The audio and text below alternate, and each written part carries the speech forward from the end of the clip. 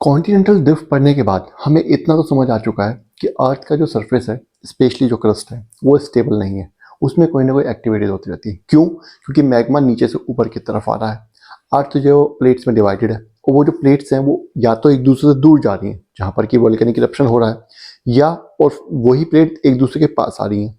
ठीक है, जहाँ दूर जा रही हैं उसको हम डाइवर्जिंग बाउंड्री बोलते हैं, जहाँ पास आ रही हैं उनको हम कन्वर्जिंग बाउंड्री बोलते हैं। वैसे तो ये टॉपिक आपको तब ज़रा अच्छे से समझ आएगा जब हम प्लेट टेक्टोनिक्स और सी फ्लोर स्प्रेडिंग पढ़ लेंगे, लेकिन मिड ओशनिक रिज और बाकी जो ओशन कन्फिग्रेशन पढ़ाते वक्त या उससे पहले भी कॉन्टिनेंटल ड्रिफ्ट के टाइम पे भी मैंने ये सब चीज़ें आपको थोड़ा थोड़ा बता दी थी, तो इस वजह से आपको परेशानी नहीं होनी चाहिए। आज हम पढ़ने वाले हैं कि इन प्लेट बाउंड्रीज पे जहाँ कन्वर्जिंग डाइवर्जिंग बाउंड्रीज होती है, अर्थक्वेक्स और वॉल्केनोज मिलते हैं। क्योंकि कोई ना कोई हलचल हो रही है, प्लेट बाउंड्रीज है, प्लेट्स अर्थ की क्रस्ट में, नीचे से मैग्मा प्रेशर डाल रहा है ऊपर आने के लिए, तो ऊपर प्लेट्स को गला भी रहा है, वो साथ साथ बताया था आपको। तो क्या होता है कि वो क्रस्ट को अनस्टेबल करते हैं, कोई ना कोई अनस्टेबिलिटी होती रहती है, एक्टिविटीज होती रहती हैं। इस वजह से वहाँ पे अर्थक्वेक और वॉल्केनिज्म होता है। उन सबको हम आज पढ़ने वाले हैं, उनकी लोकेशंस के बारे में। अर्थक्वेक और वॉल्केनोज की लोकेशन क्या क्या है, इसका मतलब ये भी है कि जहाँ जहाँ आज हम पढ़ने वाले हैं लोकेशंस हैं, वहाँ पे प्लेट बाउंड्रीज भी हैं। कौन कौन सी हैं, कैसी हैं, ये हम धीरे धीरे पढ़ेंगे आगे जा करके। आपको धीरे धीरे जो चीज़ बच जाएंगे वो जीएस में बता देंगे, ठीक है? तो ज़्यादा टेंशन लेने की जरूरत नहीं है।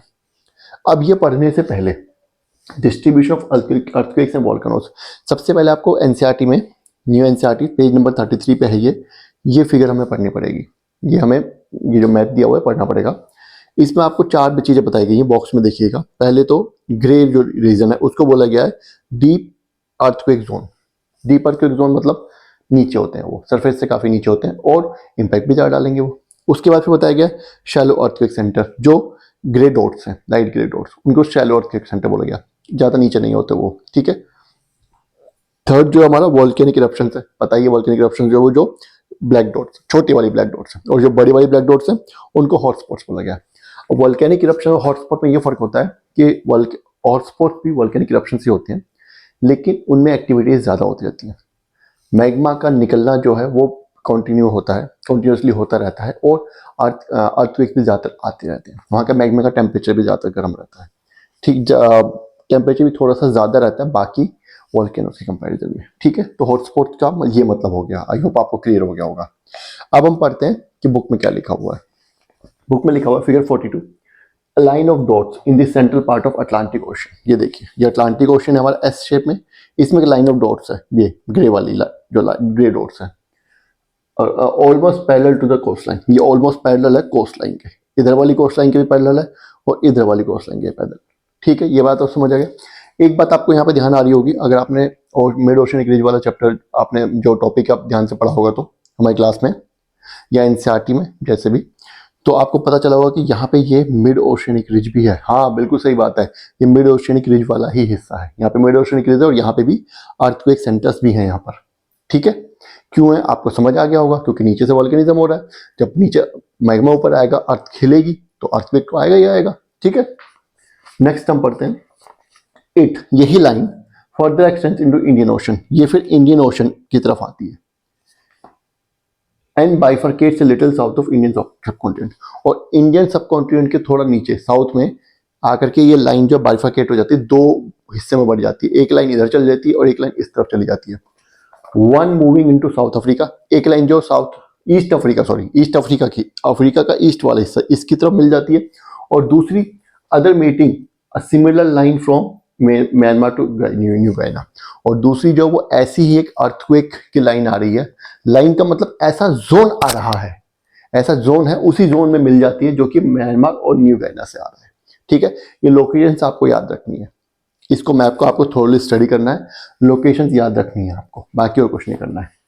This line of dots coincides mid oceanic ridges. अब आप ध्यान रखिएगा, जहां जहां ये ग्रे डॉट्स वाली लाइन है, यहाँ यहाँ मिड ओशनिक रिजेस भी है। आप मिड ओशनिक वाला वो निकालिएगा, जहाँ वर्ल्ड मैप में मिड ओशन वाला, मिड ओशनिक रिजेस का मैप निकालिएगा, और उसमें देखिएगा कि यहीं पे मिड ओशनिक रिजन जहां जहां ग्रे डॉट चल रही है। इसका मतलब ये हुआ कि जहां जहां पे मिड ओशनिक रिजन है वहां पे अर्थक्वेक्स भी होते हैं, ठीक है? ये हमारा इस टॉपिक का पहला पार्ट हो गया। एक ही पैराग्राफ है, थोड़ा बड़ा है, तो इसको 2 पार्ट्स में समझाया गया है। पहला पार्ट हमने समझा दिया, ठीक है?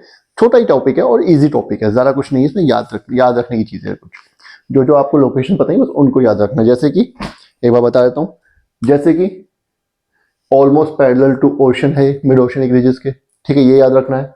कोस्ट ऑफ कोस्ट लाइन्स है। दूसरा साउथ इंडियन सब कॉन्टिनेंट में दो ब्रांचेस हैं, एक ईस्ट अफ्रीका की तरफ जा रही है, दूसरी म्यांमार और न्यू गाइना की तरफ जाकर के जो जोन है उसी में ज़्यादा मिल जाती है, ठीक है।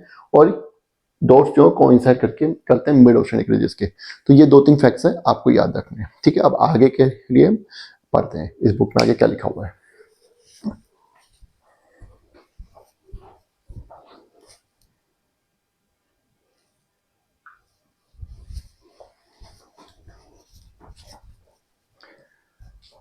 चलिए अब नेक्स्ट एनसीईआरटी क्या कह रही है वो भी देख लेते हैं एक बार जरा।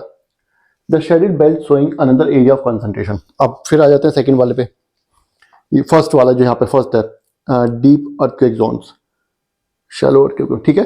जो शेडेड एरिया है वो क्या बोल रहा है, coincides with alpine Himalaya system and the mid Pacific ocean. अभी एक बोल रहा है कि जो शेडेड रीजन है वो अल्पाइन हिमालय से और क्या बोलते हैं and the rim of Pacific Ocean. ये देखिए, ये रिम ऑफ पैसिफिक, ये पैसिफिक ओशन है, इसके चारों तरफ शेडेड रीजन है।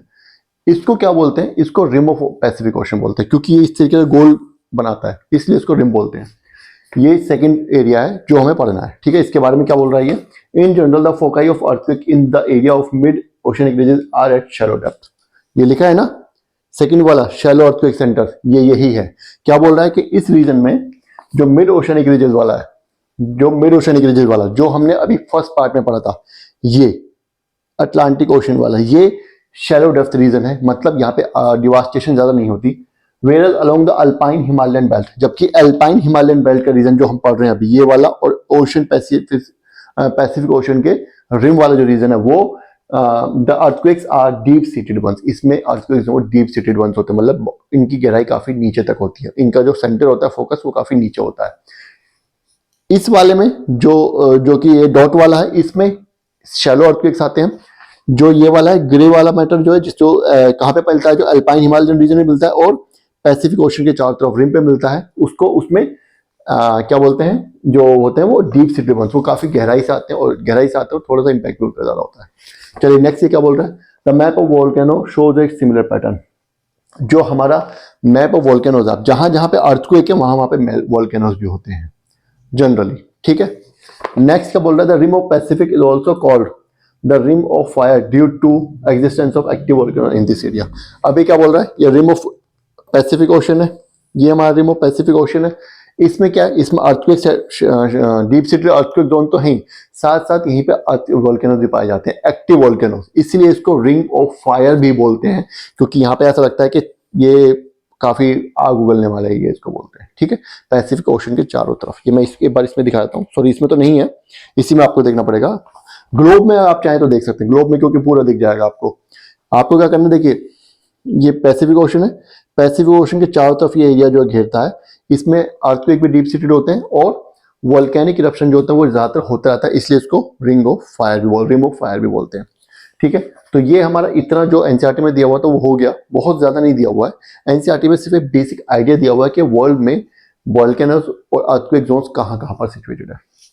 इसके बाद अब जब हम जीएस पढ़ेंगे तो जीएस में मैं इन सब के नाम भी लिखवाऊंगा, डिटेल भी लिखवाऊंगा, प्लेस भी दूंगा, कॉजेज क्या होते हैं, क्यों हो रहा है यहाँ पे वोल्केनिज्म, कौन सी प्लेट बाउंड्री है, क्या है, ये सब चीजें मैं आपको डिटेल में बताऊंगा जीएस के टाइम पे। और नोट्स तो मिलेंगे तो आपको कोई टेंशन नहीं होगी, आपको कुछ ये नहीं है कि हाँ कहीं और जाना पड़ेगा, सिर्फ एनसीईआरटी आपकी यहाँ हो रही है और जीएस की जो नोट्स आपको पीडीएफ मिलेगी, या जो भी क्लास होगा क्लास की आपको हाथ क्या वो मिल जाया करेगा पीडीएफ, तो कोई टेंशन वाली बात नहीं होगी, ठीक है।